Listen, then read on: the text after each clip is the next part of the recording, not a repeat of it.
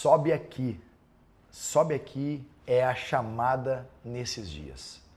Como é incrível quando Deus chama Elias. Presta atenção, Deus chama Elias para o Monte Horebe. Uau, Deus chama Moisés para o Monte Sinai, Deus chama Abraão para o Monte Moriá, mas Deus chama Elias para o Monte Horebe. 1 Reis, capítulo 19, verso 11 e 12, o texto diz assim, ó, o Senhor disse, saia e fique no monte, na presença do Senhor, pois o Senhor vai passar. Então veio um vento fortíssimo que separou os montes e esmigalhou as rochas diante do Senhor. Mas o Senhor não estava no vento. Depois do vento houve um terremoto, mas o Senhor não estava no terremoto. Depois do terremoto houve um fogo, mas o Senhor não estava no fogo. Depois do fogo houve um murmúrio de uma brisa suave. Uau! Presta atenção, Elias no Monte Horebe, aquele monte da presença do Senhor. Elias está lá e talvez a gente pudesse, de forma muito pentecostal, dizer, uau, Deus veio num vento impetuoso, como lá em Atos. Não. Tem momentos da nossa vida que Deus não vai vir como vento forte. Tem momentos da nossa vida que o Senhor não vai vir como um fogo, nem como um terremoto, mas Ele vai vir como uma brisa suave.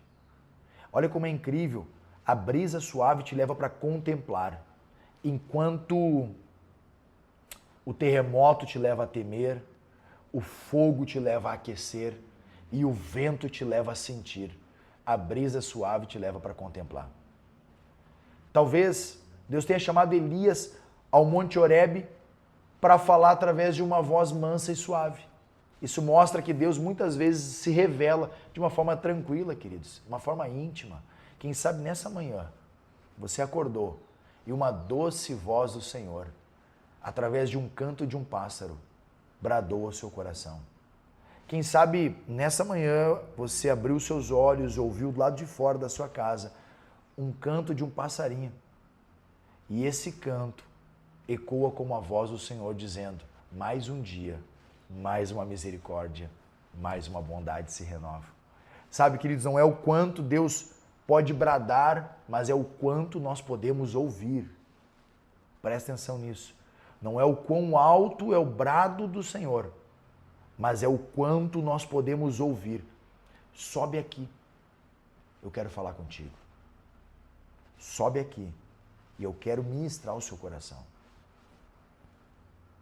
É incrível como o Horebe representa o chamado, a presença transformadora de Deus, que se manifesta mesmo em lugares de aparentemente isolamento.